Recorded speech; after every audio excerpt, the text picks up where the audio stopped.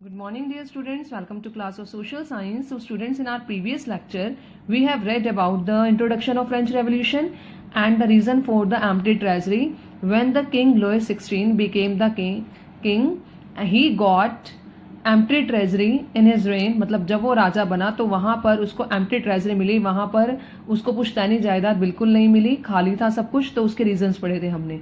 अब हम अपना चैप्टर कंटिन्यू करेंगे. Our next topic is the society of state. A society of state. अब हम read करते हैं. I have told you earlier that French Revolution was started at 14 July 1789. Now we'll discuss about before 1789 कि पहले कैसी society थी, क्योंकि जब आउटब्रेक हुआ वो तो रीजंस के बाद होगा कि फ्रेंच रेवोल्यूशन क्यों हुआ, उससे पहले के बारे में पढ़ेंगे हम. Before 1789 that was called old regime, means feudal society. Feudal society means क्या होता है, जैसे कुछ जमींदार होते हैं, लैंडलॉर्ड्स होते हैं. वो लैंडलॉर्ड्स क्या करते हैं, उनके पास सारी जमीन होती है तो वो अब फार्मर्स को सारी जमीन देते हैं और उनसे रेंट के तौर पर या टैक्स के तौर पर पैसा वसूल करते हैं. सारा काम उनके अंडर चलता है और जो farmers, peasants, they have to work under that landlord. उसके अंडर काम करना पड़ता है, उसके अकॉर्डिंग चलना पड़ता है. तो वो फ्यूडल सोसाइटी थी, वहां लोगों के पास राइट्स नहीं होते थे. तो French revolution society was divided into 3 state, means 3 groups. First state, second state and third state.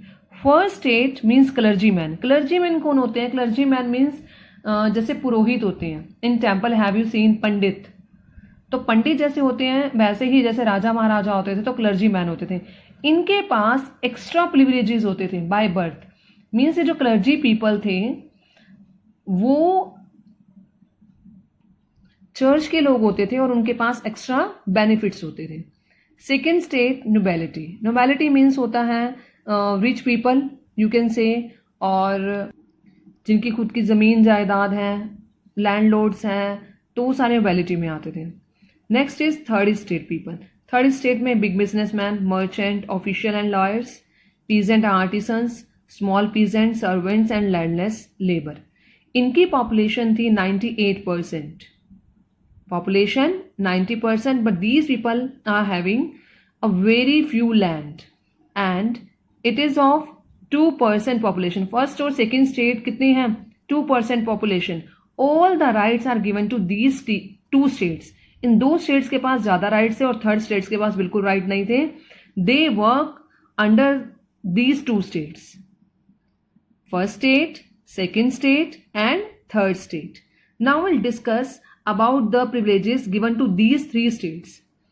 Number 1, the members of first 2 states were exempted from taxes. In 2 states के लोग, whether they are rich, despite of this they were not paying any tax. Rich होने के बावजूद भी ये दोनों states के लोग कोई टैक्स पे नहीं करते थे. All the taxes were paid by third state people.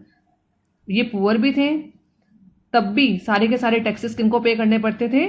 Third state के पीपल को. टैक्सेस भी 2 टाइप्स के थे.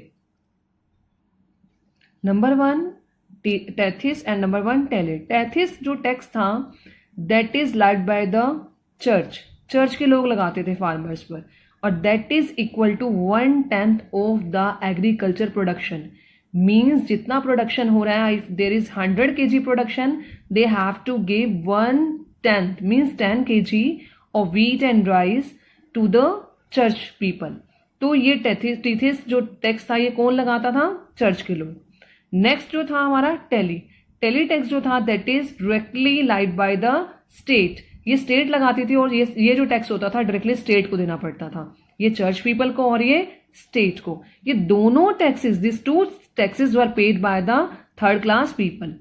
First and second state comprised of 2. I have told you earlier they comprised of only 2% of population, although the upper 2 classes made up of small fraction थी इनकी. all the rights are enjoyed by these 2 states. सारे के सारे rights किनको मिले हुए थे? 2 states people को.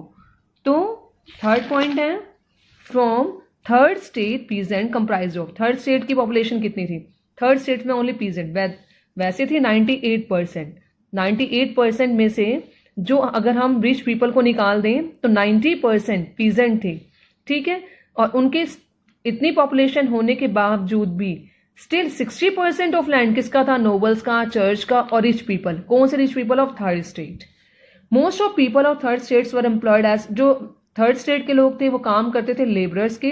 किसके अंडर काम करते थे? वो किसके अंडर काम करते थे? फर्स्ट स्टेट और सेकंड स्टेट पीपल के अंडर.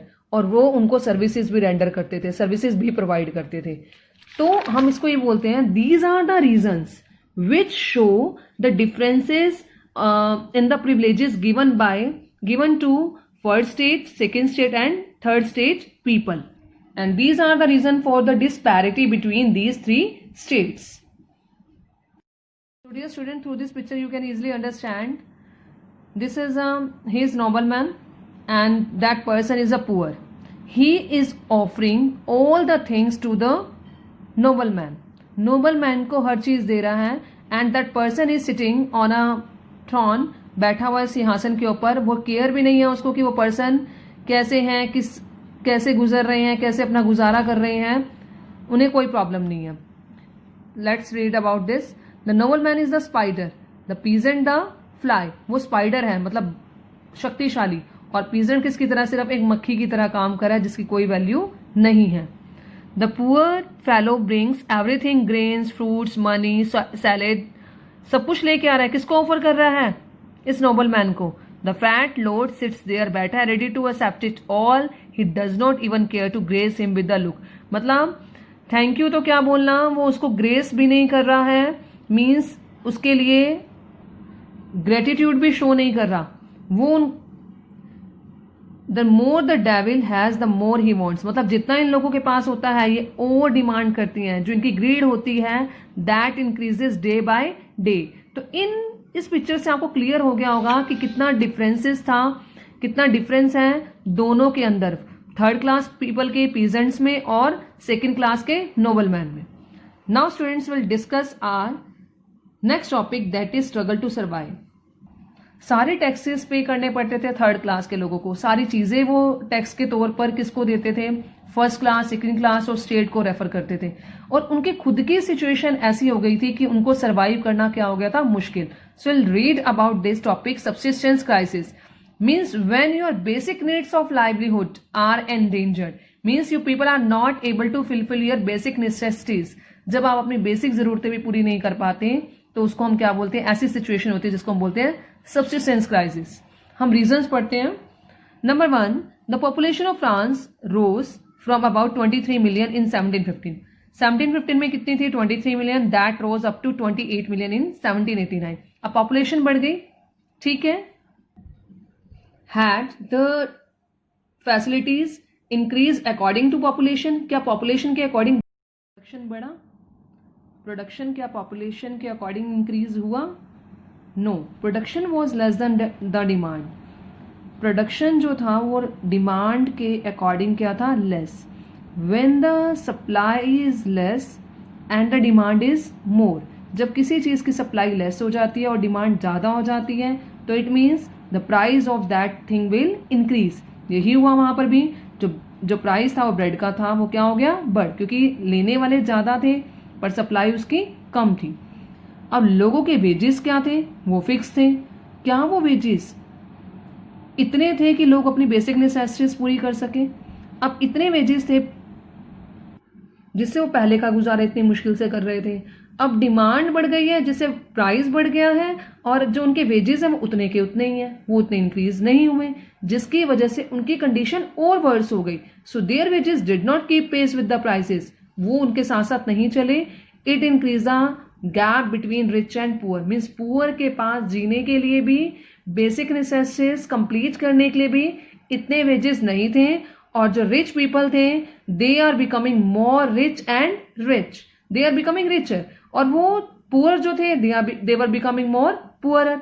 तो इसने गैप इतना ज्यादा इंक्रीज कर दिया कि जिससे दोनों के बीच में डिफरेंसेस डायरेक्टली शो होने लगा लोगों को.